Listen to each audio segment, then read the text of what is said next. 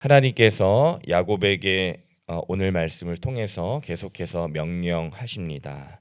1절에 보니까 전에 너가 너의 형 에서의 낯을 피해 있었던 곳 베델 그곳에 가서 다시 제단을 쌓고 예배를 드리거라.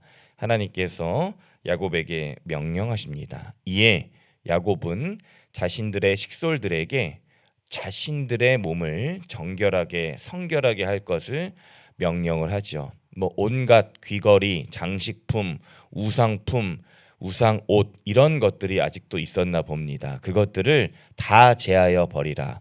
하나님께 우리가 성결해야 한다라고 명령을 하게 됩니다. 베델로 가기 전에 우리가 먼저 해야 될 일은 우리 자신이 먼저 하나님 앞에 성결해야 한다 말씀을 하고 있는 것이죠.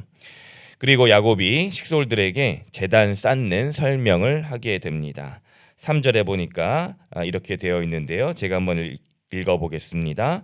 우리가 일어나 베델로 올라가자 내 환난 날에 내게 응답하시며 내가 가는 길에서 나와 함께 하신 하나님께 내가 거기서 제단을 쌓으려 하노라 하매. 아멘. 식솔들에게 야곱이 그 제단을 쌓는 베델에서 야곱이 제단을 쌓게 되는 이유를 설명하게 되는데, 하나님께서 내 환난 날에 나를 응답하셨고 내가 환난 가운데 고통 가운데 나를 인도하신 그 하나님께 우리가 제단을 쌓아야 한다라고 식솔들에게 설명을 해주게 됩니다. 응답하신 하나님, 동행하신 하나님을 지금 야곱은 생생하게 전달하고 있는 것이죠.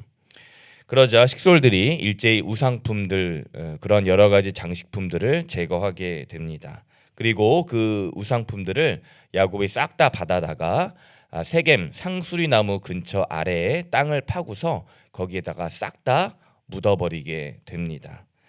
그러자 이러한 일들로 인하여서 그 근방에 있던 이방 족속들이 사면 고울들이 두려워하여서 야곱 일행들이 떠나가게 되는 것을 쫓지 못하게 됩니다. 이윽고 야곱과 일행은 가나안의 루스 땅 그리고 옛 지명인 베델에 이르게 됩니다. 야곱이 거기에서 본격적으로 제단을 쌓고 그곳을 다시 일컫기를 엘 베델이라 하더라. 베델 무엇입니까? 하나님의 집. 그리고 우리 하나님의 집에 우리가 다시 왔다라고 야곱은 기록하게 됩니다. 창세기 28장의 베델의 하나님이 어제도 오늘도 나를 인도하셨고 지금도 나를 인도하심으로 우리가 엘 베델이라 부르게 되었다라고 설명을 하게 됩니다. 야곱은 제단을 쌓고 예배를 드린 모든 것을 마치고 밧단 아람에서 복귀를 하게 됩니다. 그러자 하나님께서 야곱에게 나타나셔서 말씀을 하시게 되죠. 오늘 말씀 10절입니다. 10절 말씀 우리 다 함께 읽어보겠습니다. 시작. 하나님이 그에게 이르시되 내 이름이 야곱이지만은 내 이름을 다시는 야곱이라 부르지 않겠고 이스라엘이 내 이름이 되리라 하시고 그가 그의 이름을 이스라엘이라 부르시고. 아멘. 야곱이 자신의 이름이 이스라엘로 변모되었음에도 불구하고 다시 여러 가지 상황들로 인해서 이스라엘이 아닌 야곱으로 돌아갈까 봐 하나님께서 다시 한번 단도리를 치시는 거죠. 너의 이름은 야곱이 아니고 분명히 말씀하는데 이스라엘이다. 잊지 말아라. 너가 지금 여러 가지로 상황이 어렵고 고달프고 밧다람에서 돌아오는 길이 힘들고 상황이 쉽지 않았지만 너의 이름은 이스라엘이다. 이것을 꼭 기억해야 한다라고 하나님께서 말씀하십니다. 11절에 보니까 야곱아 이스라엘아 너는 생육하고 번성해야 한다. 왜? 너 백성의 총회가 너에게서 나오고 너의 왕들이 너의 허리에서 나올 것이기 때문이다 라고 하나님께서 야곱의 이름이 이스라엘인 이유를 말씀해 주시게 됩니다. 뿐만 아니라 12절에 보니까 조부, 할아버지 또한 너의 아버지의 아버지에게 준 땅을 너에게도 동일하게 내려주겠다. 너의 후손들에게도 내려주겠다라고 하나님께서는 두 가지의 약속의 말씀을 야곱에게 하신 후에 하나님께서는 올라가시게 됩니다. 이에 야곱은 이 약속의 말씀을 기념기 위해서 돌 기둥을 세우게 되죠.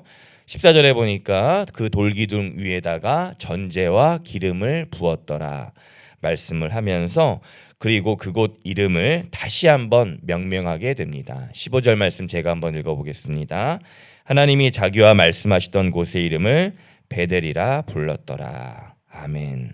베델, 또 그 앞전에 엘베델, 하나님의 집, 하나님의 거룩한 처소로 다시 한번 야곱이 결단하고 그곳 지명에서 내가 하나님의 예배자로, 하나님의 약속을 상속받은 자로, 하나님의 약속을 이어갈 자로, 또한 하나님의 생명의 복을 넘쳐나게 할 자로, 하나님께서 나에게 준 땅을 이어가게 할 자로 다시 한번 결심하고 결단하는 것입니다. 베델, 엘베델의 그 사명을 이어가겠다라고 야곱이, 이스라엘이 결단하는 것입니다.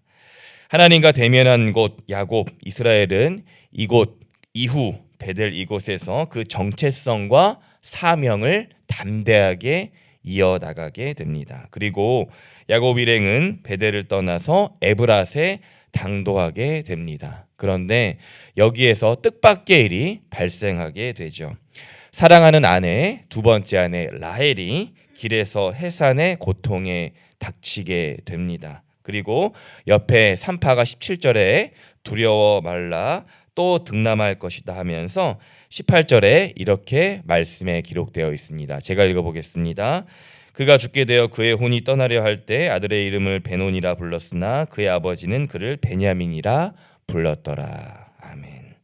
라헬은 출산 후 죽음을 앞두면서 아들의 이름을 이렇게 짓게 됩니다. 베노니.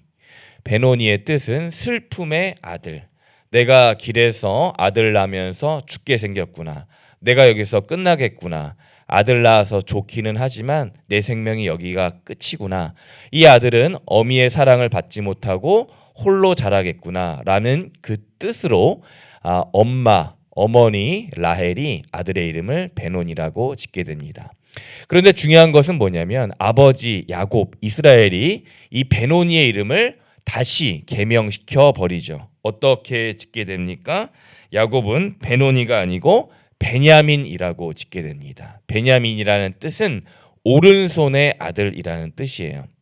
야곱은 이미 앞서 베델에서 엘베델에서 하나님께 사명을 받고 정체성을 사명을 감당하는 자로 살아가게 되었으므로 내가 더 이상 하나님의 약속을 받은 자로서 더 이상 좌절하지 않고 더 이상 상황에 빠져 있지 않고 다시 한번 부름받은 자로 살아가겠다. 그리고 이 아들을 그렇게 키우겠다. 슬픔의 아들이 아니라 내 오른손의 아들로 키우겠다라는 굳센 결의와 결심으로 아들의 이름을 개명시켜 버리게 되는 것이죠. 베노니가 아니라 베냐민이 되는 거예요. 야곱은 죽은 라헬을 에브랏 곧 베들레헴 길에 장사하게 됩니다. 묘비를 세우게 되죠. 슬픔을 뒤로하고 야곱은 다시 길을 떠나 장막을 치게 됩니다. 사랑하는 성도 여러분, 누구나 우리는 인생길을 살아가다 보면 슬픔과 기쁨이 있고 희로애락이 있게 됩니다.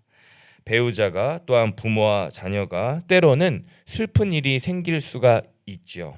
그러나 하나님께서는 오늘도 우리에게 말씀하십니다. 나는 약속의 하나님이고 너와 동행하시는 하나님이고 너의 길을 지키시는 하나님이야. 그러니까 슬픔에 빠져 있지 말고 베노니하지 말고 나의 오른손이 되어서 베냐민이 되어서 이 거칠고 가파른 길, 험한 길, 험악한 세월을 약속 믿고 따라가야 된다. 걸어가야 된다. 그리고 기억하여야 한다. 잊어버리지 말아라. 오늘도 저희에게 권면하고 계시는 거예요. 오늘 우리에게 닥친 시험과 문제가 한두 개가 아니잖아요.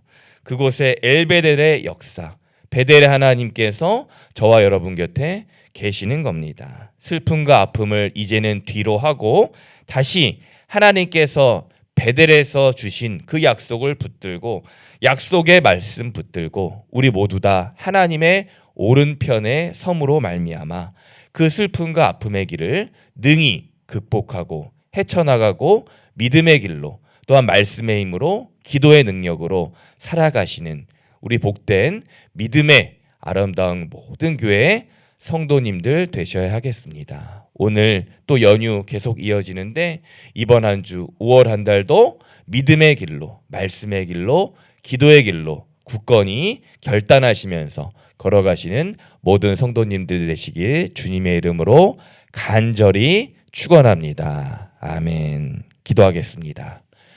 사랑해 주님 감사합니다. 오늘 창세기 35장의 말씀을 통하여 우리 인생길 내 앞에 닥친 문제와 상황 속에서 어떻게 살아가야 될지를 깨닫게 하심에 감사합니다.